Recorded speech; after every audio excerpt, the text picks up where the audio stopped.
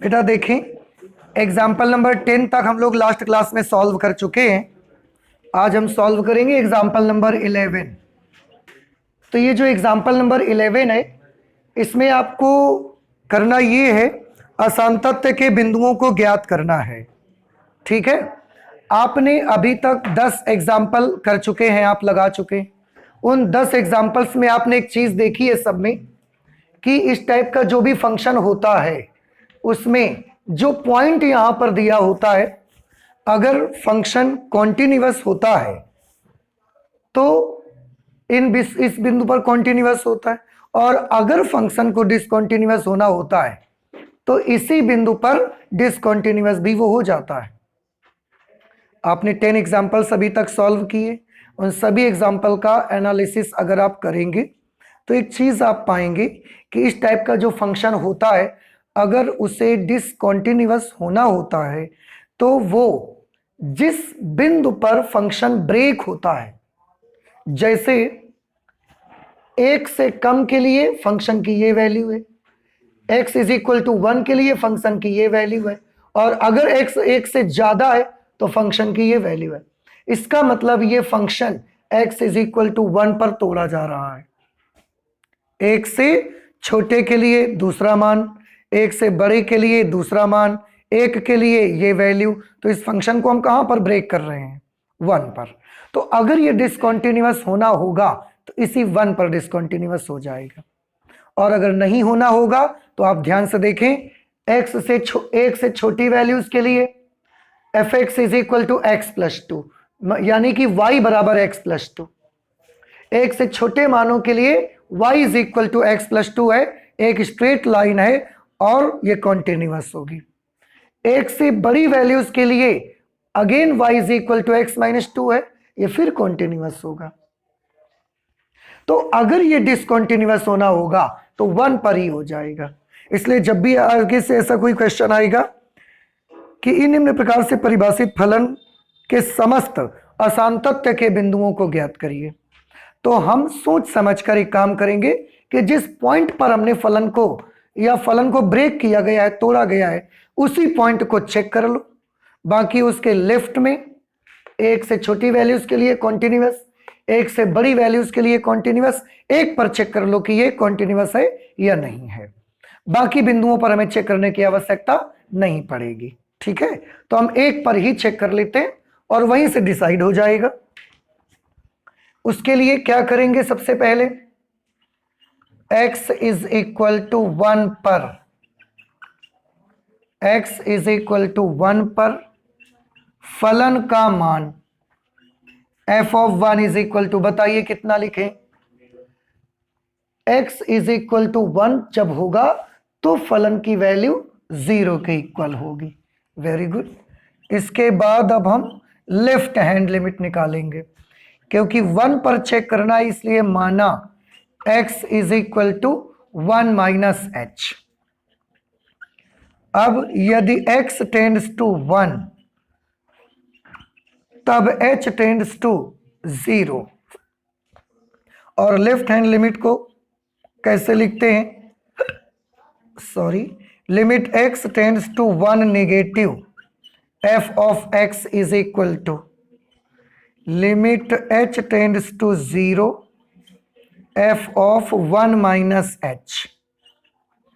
Limit h tends to 0। आप देखें fx के लिए इन तीनों में से कौन सा वाला वैल्यू यूज करना है हमको? कैसे पता लगाएंगे? हम x देखेंगे 1 माइनस h है, 1 से छोटा है, और 1 से छोटा अगर x है तो फिर ये लगाओ x प्लस 2। उसमें भी x की जगह पर क्या लिखेंगे?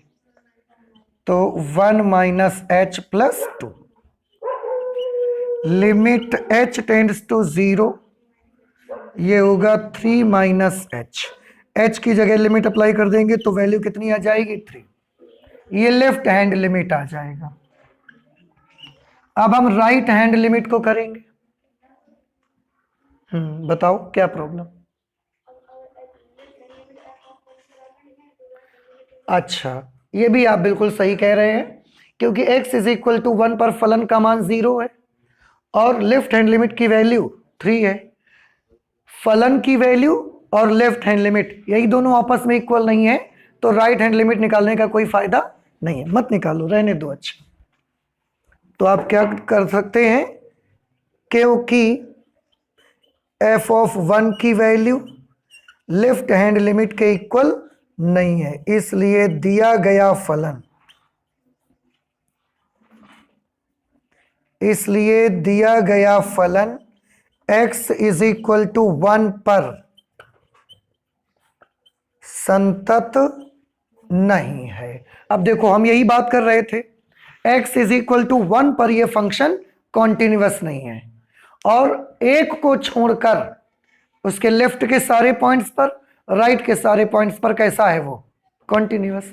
तो डिसकॉन्टिन्यूअस के पॉइंट पूछे गए थे ना कि असंतत्व के सभी बिंदुओं को ज्ञात करिए, तो असंतत्व का बिंदु आपको क्या मिला, असंतत्व का बिंदु आपको मिला 1। ठीक है, ये आपको इसमें आंसर मिलेगा। ये हमारा क्वेश्चन नंबर 11 हो गया। ठीक है, इसके बाद क्वेश्चन नंबर 12 में भी एक सिग्नम फंक्शन आपको दिया गया है, उसको भी मैं यही नोट कर लेता हूं। क्वेश्चन नंबर 12, क्वेश्चन नंबर 12 में लिखा हुआ है x प्लस 2 यदि x इज लेस देन 0 और इसी की वैल्यू माइनस एक्स प्लस 2 यदि x इज ग्रेटर देन 0। ठीक है, बोले निम्नलिखित फलन के सांतत्य पर विचार कीजिए। आपको इस फलन के सांतत्य पर भी विचार करना है। फिर से देखो, फंक्शन अगर x 0 से छोटा होगा तो फंक्शन की वैल्यू x प्लस 2 यूज करेंगे, अगर x 0 से बड़ा होगा तो फंक्शन की value minus x plus 2 use करेंगे। ठीक है, अब आपको इसके सांतत्य पर विचार करना है। इसको सॉल्व करने के लिए ना आप एक चीज देखें, मैं आपको बताऊं। इस फलन में आप देख रहे हैं, अगर x की वैल्यू 0 से छोटी है तो फंक्शन ये वाला यूज करें, अगर x की वैल्यू 0 से बड़ी है तो फंक्शन की जगह ये वैल्यू यूज करना है। प्रॉब्लम ये है कि जब x 0 हो तो फंक्शन की वैल्यू क्या लेना है, उन्होंने इसके लिए कोई जिक्र नहीं किया। इसका मतलब साफ है कि x बराबर 0 पर फलन परिभाषित नहीं है। समझ रहे इसका क्या मीनिंग है? इसका मीनिंग है कि x इज इक्वल टू 0 के लिए हमारा जो फंक्शन है वो डिफाइंड ही नहीं है। तो इससे ये भी क्लियर हो जाता है कि क्योंकि x बराबर 0 पर फलन डिफाइन नहीं है, तो x बराबर 0 पर तो फलन पक्का डिसकंटिन्यूअस होगा, क्योंकि जब परिभाषित ही नहीं है तो x बराबर 0 पर फलन कैसा होगा, डिसकंटिन्यूअस होगा। लेकिन 0 से छोटे मानों के लिए और 0 से बड़े मानों के लिए वो कैसा होगा, वो भी हमको दिखता है। अगर आप ध्यान से देखें, y is equal to x plus 2 एक स्ट्रेट लाइन है, कॉन्टिन्यूअस होगी। y is equal to minus x plus 2 एक स्ट्रेट लाइन है, ये भी कॉन्टिन्यूअस होगी। समझ आ रही? केवल 0 पर ही ये फंक्शन कैसा होगा, डिसकंटिन्यूअस होगा। लेकिन कैसे लिखोगे इसको, तो थोड़ा सा कैलकुलेशन करके तो आपको दिखाना ही पड़ेगा। उसके लिए हम मान लेते हैं, आज माना C एक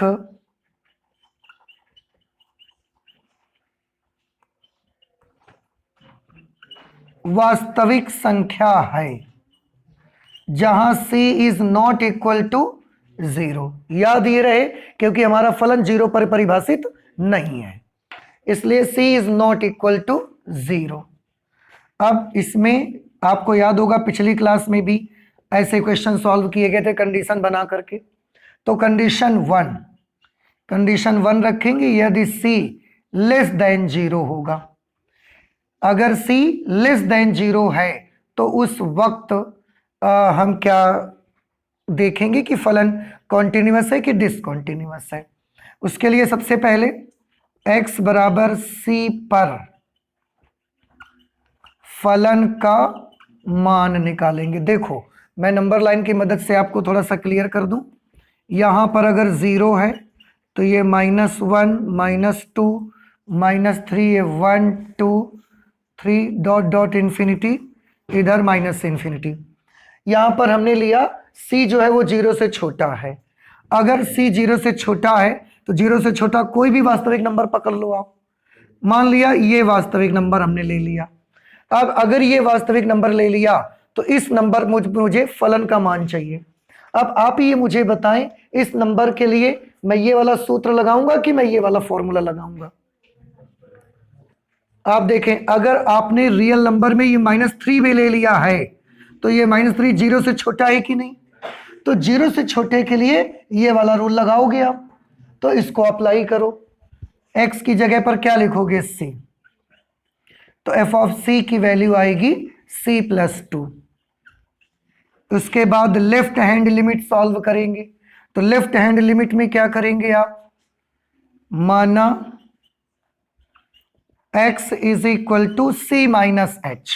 c माइनस h मतलब अगर ये c है तो इस पॉइंट पर हम चेक कर रहे हैं, ठीक है। यदि x टेंड्स टू c तब h tends to 0। x tends to c तब h टेंड्स टू 0, ठीक है। अच्छा, अब यहां पर हम लिखेंगे limit x tends to c negative f of x is equal to c negative f of x is equal to limit h tends to 0 f of, और यहां पर अब आ जाएगा c माइनस h। अब आप बताओ, अब आपका जो x है वो 0 से छोटा है कि 0 से बड़ा है? आप इस पॉइंट पर चेक कर रहे हो ना, तो अभी तो आपका x 0 से छोटा है, और 0 से छोटा है तो यही बार फॉर्मूला फिर लगाओगे आप। तो यहां पर लिखेंगे लिमिट h टेंड्स टू 0 और f ऑफ x की जगह इसे लिखेंगे, और उसमें भी x की जगह पर c माइनस h लिखेंगे। अब फिर लिमिट अप्लाई करोगे तो h की जगह 0 हो जाएगा, c + 2 आ जाएगा। राइट हैंड लिमिट इसी से निकाल देते हैं। राइट हैंड लिमिट निकालेंगे, माना x is equal to c + h। c + h के लिए बहुत दूर तो नहीं जाओगे ना, यहीं पर निकाल लोगे।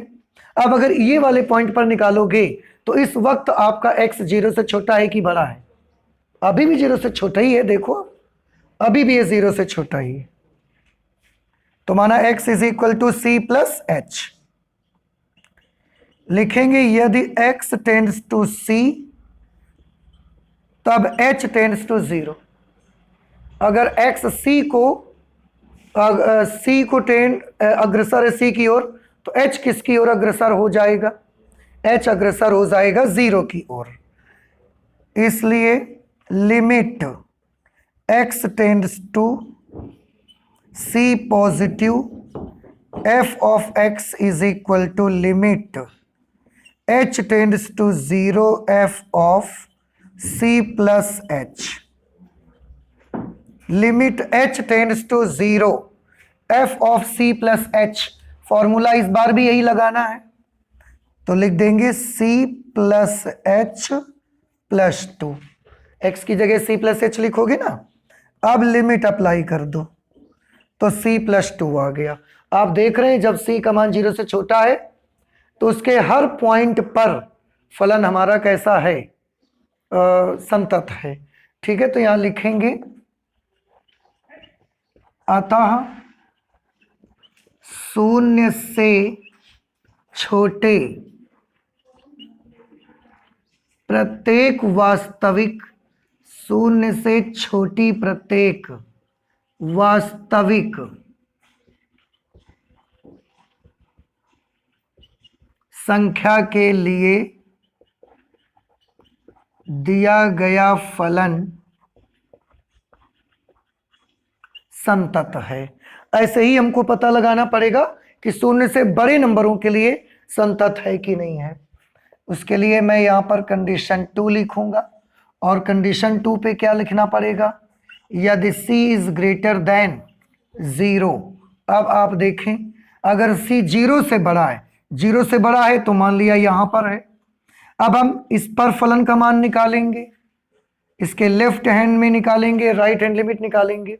अब ये काम आप खुद करेंगे, ये हम नहीं करेंगे, कर लेंगे ना आप इसे।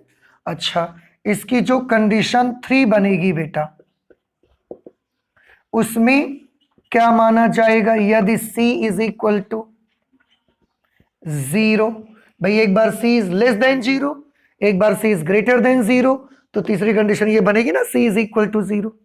अगर c 0 के बराबर है तो क्या होगा?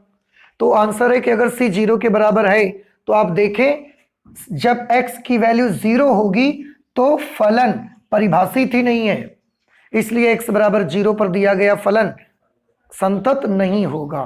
तो यहां लिख देंगे क्योंकि x बराबर 0 के लिए दिया गया फलन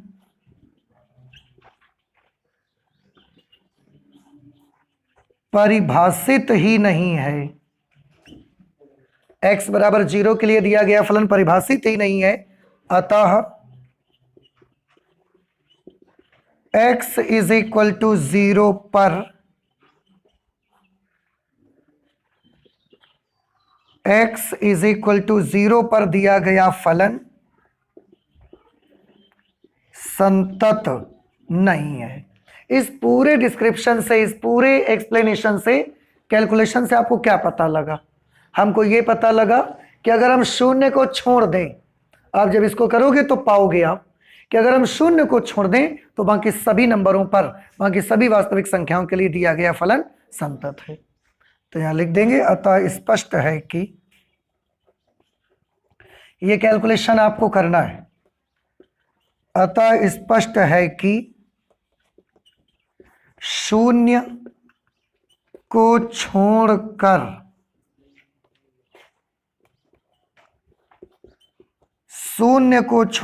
अन्य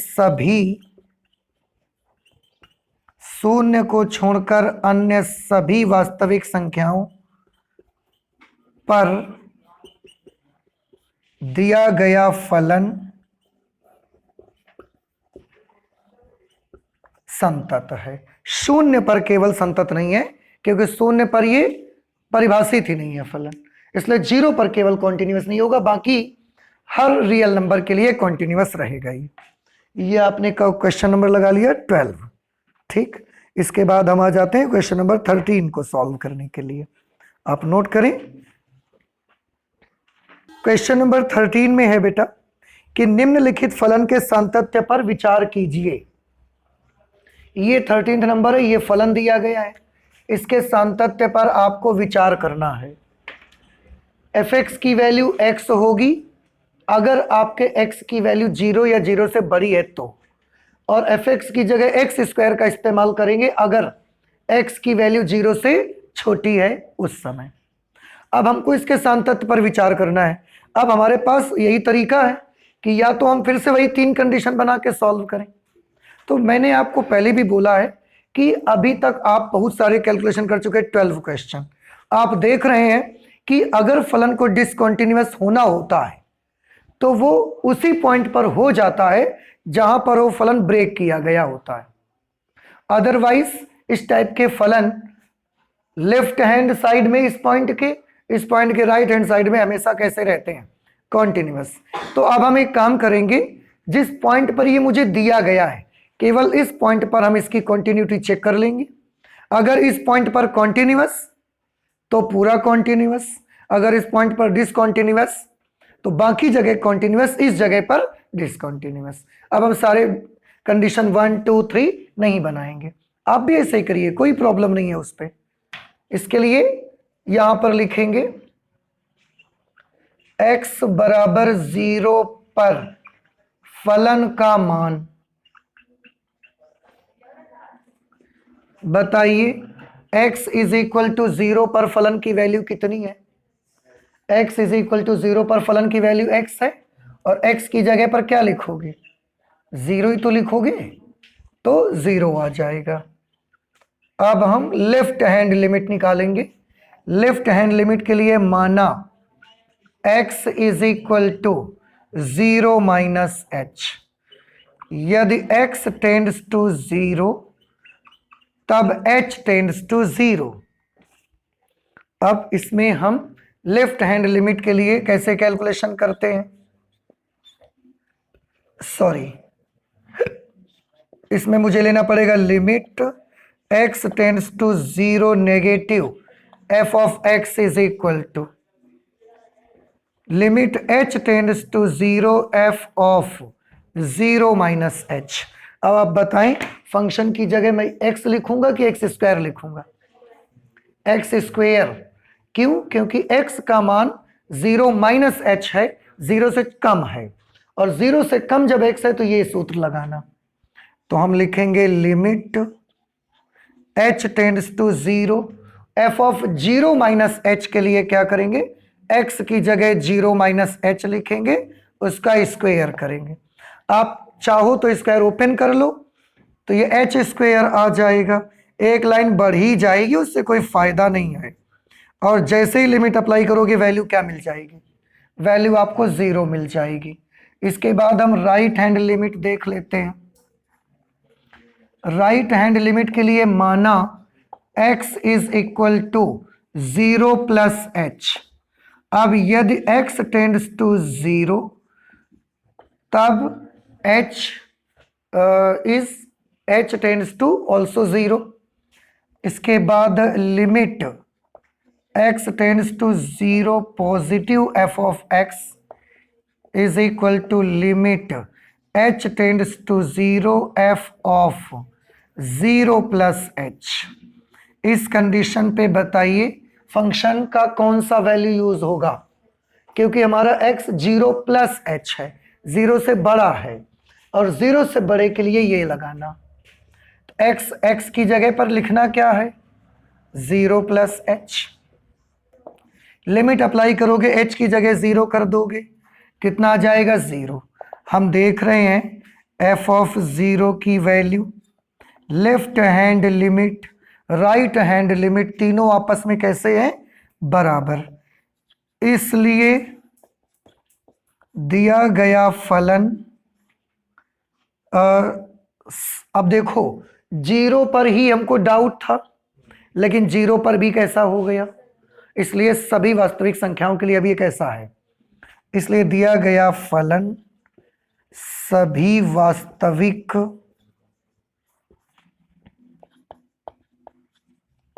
संख्याओं के लिए कॉन्टिन्यूअस है। समझ आया कि नहीं आया आपको? भाई 0 पर ही डाउट था, और 0 पर भी वो कैसा निकला, कॉन्टिन्यूअस निकला। इसलिए हमने नोट कर दिया कि सभी वास्तविक संख्याओं पर कैसा होगा, कॉन्टिन्यूअस। ओके, ये कौन सा क्वेश्चन था, क्वेश्चन नंबर 13। इसके बाद क्वेश्चन नंबर 14 देखिए। क्वेश्चन नंबर 14 पे वो लिख रहे हैं कि दर्शाइए कि प्रत्येक बहुपद फलन संतत होता है। कोई भी बहुपद फलन ले लेंगे तो वो कॉन्टिन्यूअस होगा। बेटा बहुपद फलन के लिए एक एग्जाम्पल आपने सॉल्व किया था बड़ा अच्छा, एग्जाम्पल नंबर 8। देखो आप एग्जाम्पल नंबर 8 को आपने सॉल्व किया था, उसमें एक बहुपद लिया गया था x cube plus x square minus 1। देखो मैं फिर से क्वेश्चन को बताता हूं, आप गौर से सुनिएगा। एग्जाम्पल नंबर 14 क्या बोल रहे हैं आप, देखो दर्शाइए कि प्रत्येक बहुपद फलन कैसा होता है, संतत होता है। तो हम क्या करेंगे, सुनिए, हम करेंगे ये कि कोई भी एक बहुपद ले लेंगे और उसको कॉन्टिन्यूअस दिखा देंगे और लिख देंगे कि अतः स्पष्ट है कि प्रत्येक बहुपद फलन कैसा होता है, संतत होता है। नहीं समझ आया आपको? तो कोई भी बहुपद फलन आप ले लीजिए। इसके लिए मैंने आपको बताया कि सबसे सुइटेबल एग्जाम्पल कौन सा है, 8th नंबर एग्जाम्पल। तो माना कैसे लिखेंगे, क्योंकि इसमें तो दिया नहीं है। तो माना बहुपद फलन, माना बहुपद फलन f of x is equal to x cube plus x square minus 1, यही तो था ना, ठीक। और अब हम क्या करेंगे, इसको प्रत्येक वास्तविक संख्या पर कॉन्टिन्यूअस करके दिखा देंगे। जब दिखा देंगे फिर लिख देंगे अतः कोई भी बहुपद फलन प्रत्येक वास्तविक संख्या पर संतत होता है। बस यही हमारा टास्क है, यही हमारी प्रोसेस होगी इसको करके दिखाने का। तो यहां पर लिख देंगे माना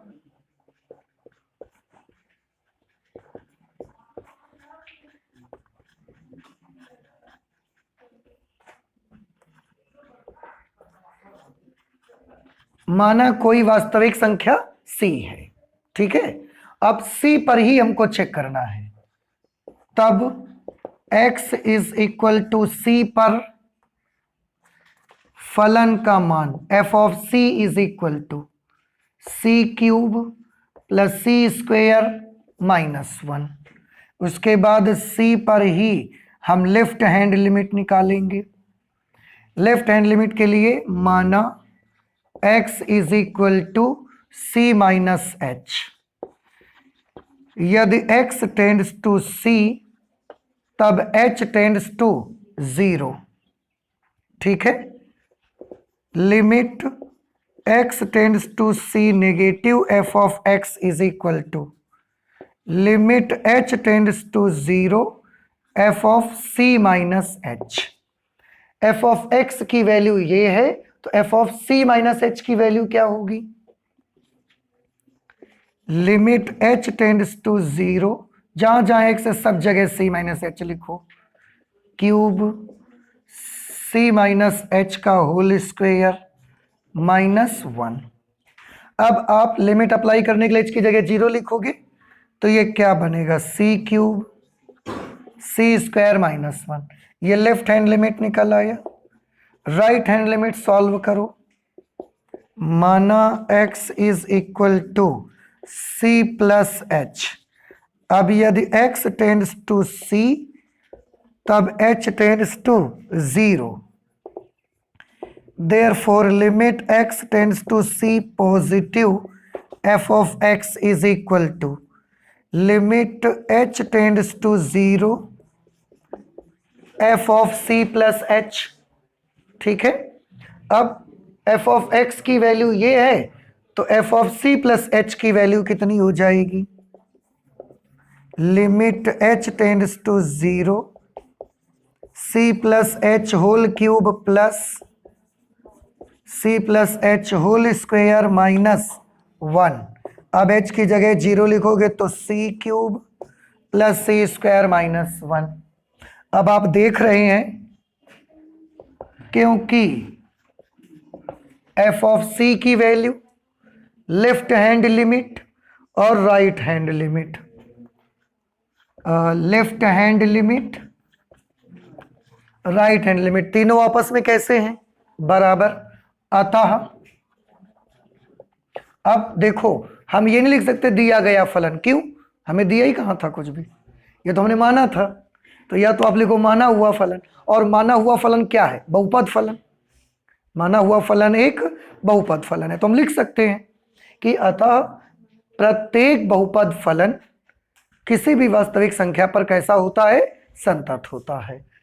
अतः प्रत्येक बहुपद फलन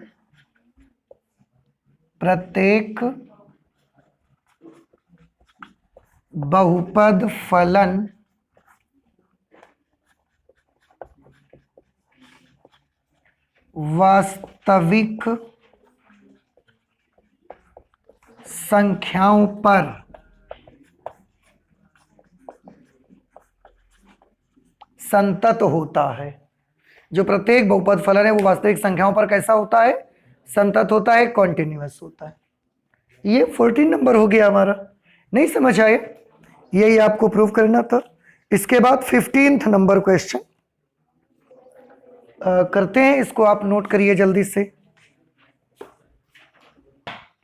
एग्जाम्पल नंबर 15 में है f of x is equal to, ये एक फंक्शन दिया हुआ है। क्या आप इस फंक्शन को पहचानते हैं? हाँ, इस फलन का नाम होता है महत्तम पूर्णांक फलन। ठीक है, देखो चलिए पढ़ते हैं, फिर इसके बाद बताते हैं। F x is equal to the greatest integer function द्वारा परिभाषित महत्तम पूर्णांक फलन के अंशात्मक तत्व के समस्त बिंदुओं को ज्ञात करिए, जहां x उस महत्तम पूर्णांक को प्रकट करता है जो x से कम या उसके बराबर है। ठीक है, तो सबसे पहले मैं इसको ऐसे करता हूं कि पहले आपको इसके मतलब बता दूं कि इसका मीनिंग क्या होता है।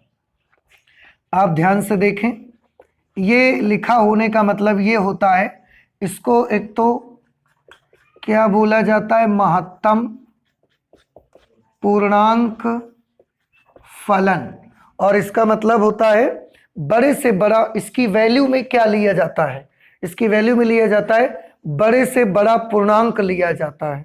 लेकिन याद रहे कि जो नंबर यहां लिखा हो वो पूर्णांक इससे बड़ा नहीं होना चाहिए। समझ रहे हैं आप? तो हम इसको ऐसे लिख सकते हैं,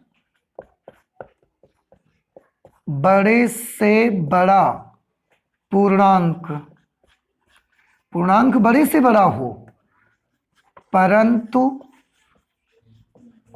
x से बड़ा ना हो। कुल मिला के लेना पूर्णांक है पर वो x से बड़ा नहीं होना चाहिए। इसके लिए मैं आपको चाहूं तो एक छोटे से लाइन लिखकर आपको क्लियर कर सकता हूं कि एक ऐसा इंटीजर हमको चाहिए जो या तो x के बराबर हो और या तो फिर x से छोटा हो। समझ रहे हैं? इसके लिए एक ऐसा पूर्णांक हमको लेना होता है जो या तो x के बराबर हो या तो x से छोटा हो। जैसे एक आध एग्जांपल देखें आप इसके, अगर हमने लिख दिया यहां पर 3.5, तो तरीका क्या है बताइए? ऐसा पूर्णांक चाहिए जो या तो यहां लिखे नंबर से छोटा हो और या तो इसके बराबर हो। अब दोनों चीजें चेक करिए, बराबर और छोटा। क्या हम 3.5 लिख दें? यहां पर नहीं लिख सकते। क्यों? क्योंकि 3.5 पूर्णांक ही नहीं है, तो 3.5 नहीं लिख सकते। तो फिर 3.5 से छोटा वाला पूर्णांक लिख दो। 3.5 से छोटा पूर्णांक कौन सा है? 3, तो इसकी वैल्यू 3 के बराबर आएगी। नहीं समझ आया? अगर मैं लिखता हूं 7.9, तो इसकी वैल्यू क्या आएगी? दो बातें, या तो आप यही लिख दो और या तो इससे छोटा पूर्णांक लिखो। तो क्या 7.9 लिख दिया जाए? नहीं। क्यों? क्योंकि 7.9 पूर्णांक नहीं है, तो इसका आंसर ये नहीं हो सकता। तो फिर इससे छोटा पूर्णांक लिख दो। तो इससे छोटा पूर्णांक कौन सा है? 7। नहीं समझ में आया? अच्छा, अगर ऐसा लिखा हो -8.1, फिर बताइए क्या -8.1 लिख दिया जाए? नहीं। क्यों? क्योंकि -8.1 पूर्णांक नहीं है, तो ये तो गया।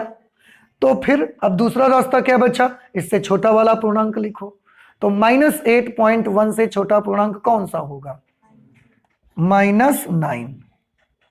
-8.1 से छोटा पूर्णांक होगा -9। आप नंबर लाइन में बनाकर चेक कर सकते हैं इसको। समझ आ रहा है आपको? अच्छा, अगर ये है तो इसका जवाब बताइए। फिर 6.0 की वैल्यू बताओ। क्या हम 6 लिख दें? यहां पर 6 लिखेंगे तो ये ठीक होगा कि नहीं ठीक होगा? क्यों ठीक होगा? क्योंकि बराबर है, पूर्णांक भी है और इस नंबर के बराबर है। तो बराबर चलेगा या छोटा चलेगा, पर पूर्णांक होना चाहिए। तो हमने इसी के बराबर लिख दिया, तो पूर्णांक भी है और बराबर भी है, कोई दिक्कत नहीं है। ठीक है, और बताइए -1.3 की वैल्यू बताइए। या तो -1.3 लिखा जाना चाहिए अगर पूर्णांक होगा तो, लेकिन हम देख रहे हैं -1.3 पूर्णांक नहीं है, तो फिर इससे छोटा पूर्णांक लिखो।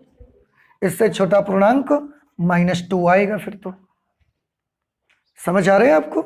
इस तरह से ये महत्तम पूर्णांक फलन के लिए हम मान निकालते हैं। इसको भी आज करना है ऐसे ही हमें।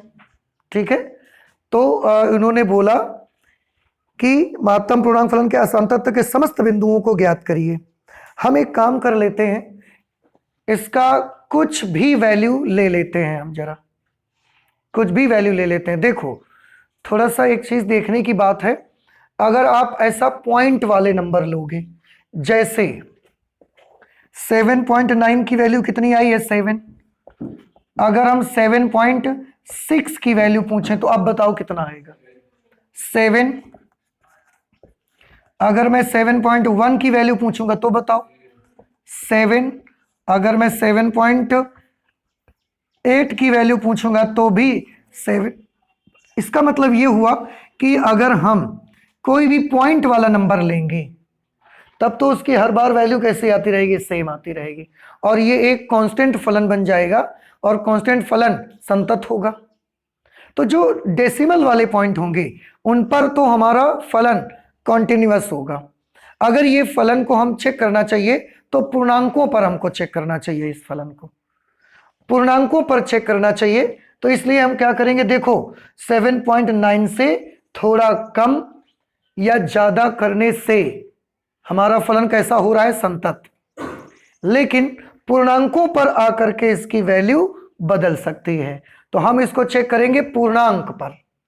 तो माना C एक पूर्णांक है, C हम क्या मान लेते हैं, पूर्णांक है, ठीक है, और C पर ही चेक करते हैं, क्योंकि पूर्णांकों के बीच में अगर हम ले रहे हैं, देखो 7 और 8 के बीच के नंबर हम ले रहे हैं, तो हर जगह इसकी वैल्यू 7 मिल रही है मुझे, और दो पूर्णांकों के बीच में जो फलन है वो कॉन्टिन्यूअस है।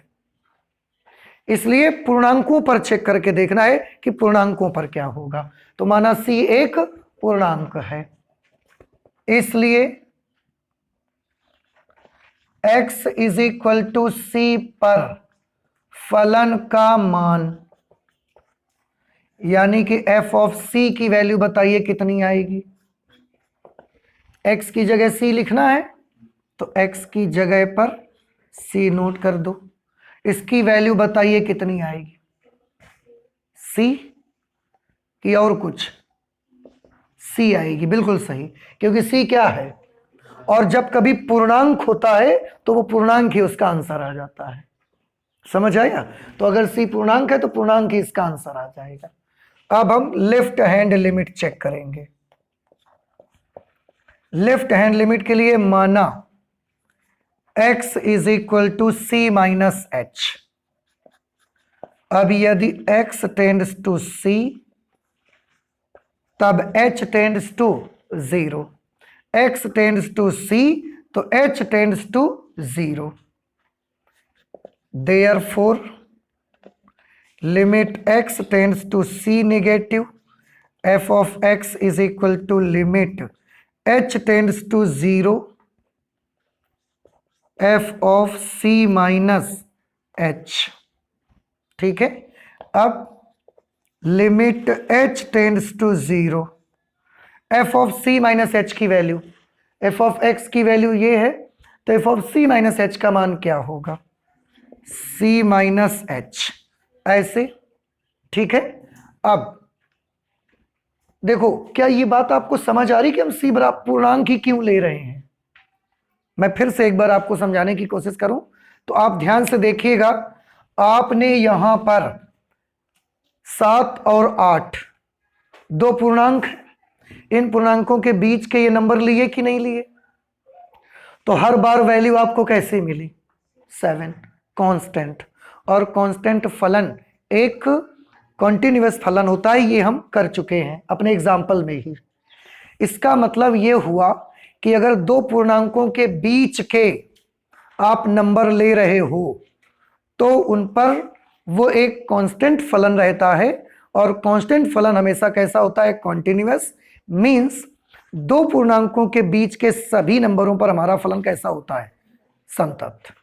तो डाउट कहां जाता है, अब पूर्णांकों पर, इसीलिए पूर्णांक पर चेक करके देखना चाहते हैं, इसलिए हमने ये पूर्णांक मान लिया इसको।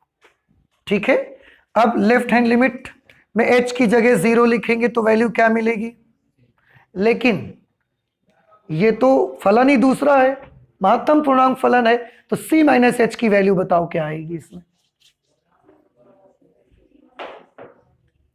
हाँ, C माइनस h के बारे में सोचिए, इसकी वैल्यू क्या होगी।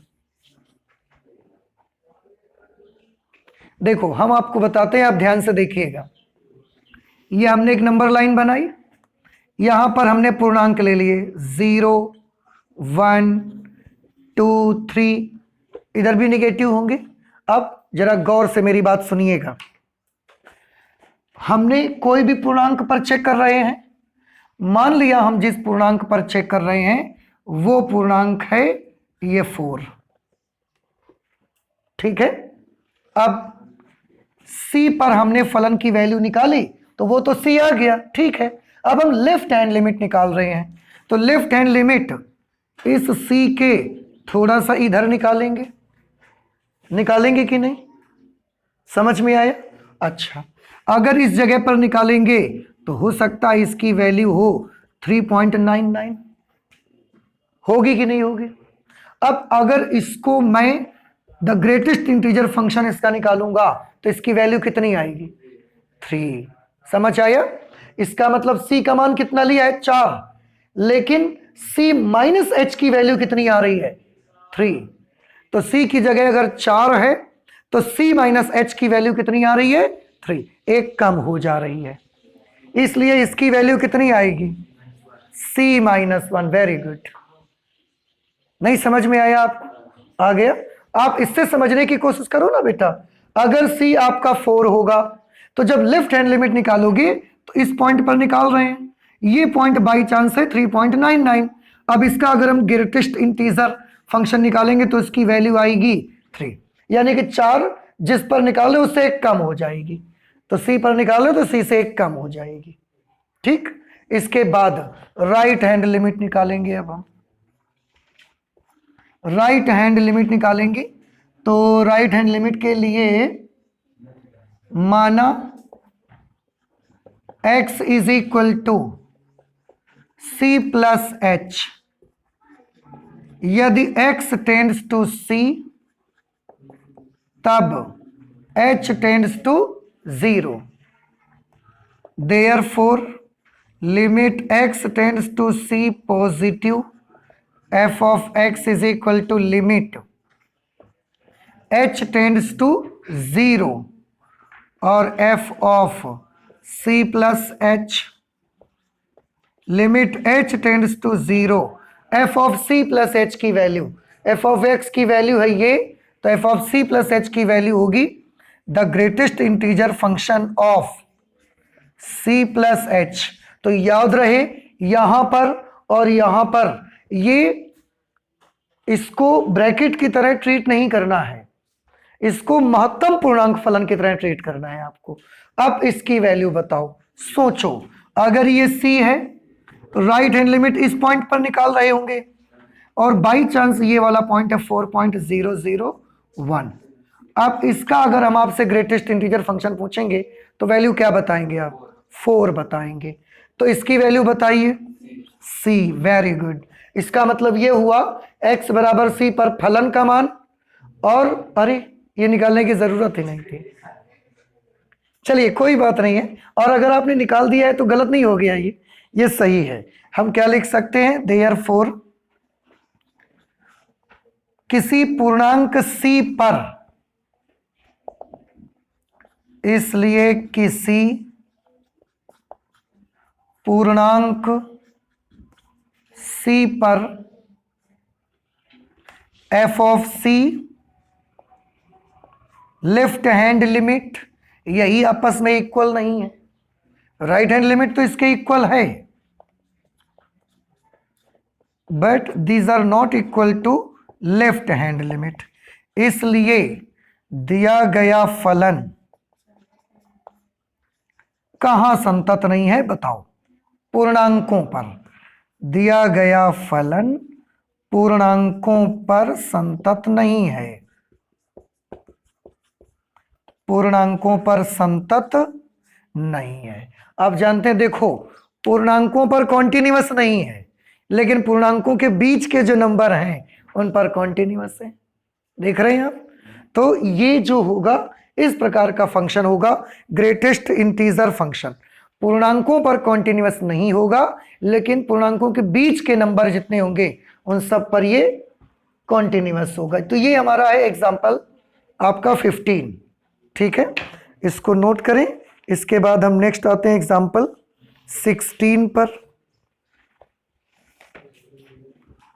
बेटा एग्जाम्पल नंबर 16 लिखा है, सिद्ध कीजिए कि प्रत्येक परिमेय फलन संतत होता है।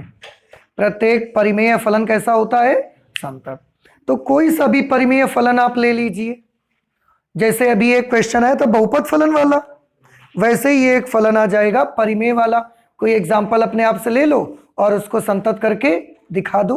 जैसे एक फलन परिमेय आया था एग्जाम्पल में, किसी में 1/x आया था एग्जाम्पल नंबर 9 में, तो आप एक काम कर लो ना, इसमें लिख देंगे माना परिमेय फलन f of x is equal to 1/x where x is not equal to 0।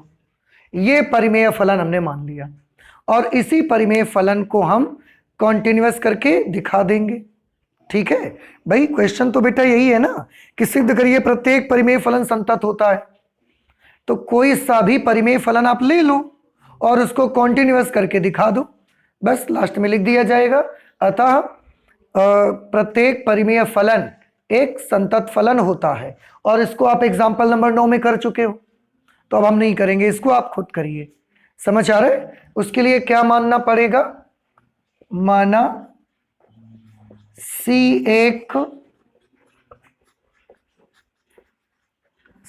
एक वास्तविक संख्या है। तो C पर फलन का मान निकालोगे, लेफ्ट हैंड लिमिट निकालोगे और राइट हैंड लिमिट निकालोगे और आप देखोगे फिर लास्ट में क्या लिखोगे बताओ? अतः दिया गया फलन, नहीं क्योंकि ये फलन दिया नहीं है हमको, लिखेंगे अतः हमने ये माना हुआ फलन है, तो क्या माना हुआ फलन लिख दें? ऐसा नहीं, आपने जो माना है वो परिमेय फलन माने ना, तो ऐसे लिख दो ना आप, अतः प्रत्येक परिमेय फलन प्रत्येक वास्तविक संख्या पर संतत होता है। प्रूव हो जाएगा। ठीक है, तो इसे आप करिए, इसे मैं नहीं करूंगा भाई। 17 नंबर पे लिखा है साइन फलन के सातत्य पर विचार कीजिए। 17 नंबर साइन फलन, तो माना साइन फलन f of x is equal to sine x है। भाई साइन फलन आपको लेना है कि नहीं लेना? तो साइन फलन हमने क्या ले लिया? Sine x। अब इसको कॉन्टिन्यूअस करके दिखाना है, विचार कीजिए लिखा है, तो कोई भी रियल नंबर ले लेते हैं। समझ आया आपको? उसके लिए हम कोई भी रियल नंबर ले लेते हैं, यहां लिख देंगे माना C एक वास्तविक संख्या है, इसलिए बताइए x बराबर C पर, क्या आप बता सकते हैं कि x बराबर C पर फलन का मान कितना होगा? x बराबर C पर फलन का मान साइन C, वेरी गुड, ये साइन C आ जाएगा। फिर इसके बाद क्या निकालेंगे? Left hand limit, right hand limit, ये आप कर लोगे, आप करो, ये भी अब नहीं करेंगे। ठीक है, ऐसा ही आप करेंगे। नहीं 17 ठीक है, आप 17 करिएगा। अब बताओ ये आपको आ जाएगा कि नहीं आ जाएगा? जब लेफ्ट हैंड लिमिट निकालोगे तो कैसे करोगे? x को क्या मानोगे बोलो? c माइनस एच, फिर x की जगह c माइनस एच लिखना रहेगा, तो साइन c माइनस एच आएगा। फिर h की जगह जब लिमिट अप्लाई करके 0 लिखोगे फिर साइन c आएगा। तो आप देखेंगे फलन का मान, left hand limit, right hand limit सब आपस में कैसे आ गए हैं? बराबर आ गए, तो दिया गया फलन कैसा हो जाएगा? कॉन्टिन्यूअस हो जाएगा। ठीक है, तो कहां तक कर लेंगे आप? 17 तक। 18, 19, 20 कल कर देते और उसके बाद हम सीधे कहां पर आ जाएंगे? क्वेश्चन पर आ जाएंगे, अपने एक्सरसाइज पर आ जाएंगे। तो आज हम लोग मैथ में इतना ही रखते हैं, चलते हैं, मिलते हैं नेक्स्ट क्लास पे। Thank you.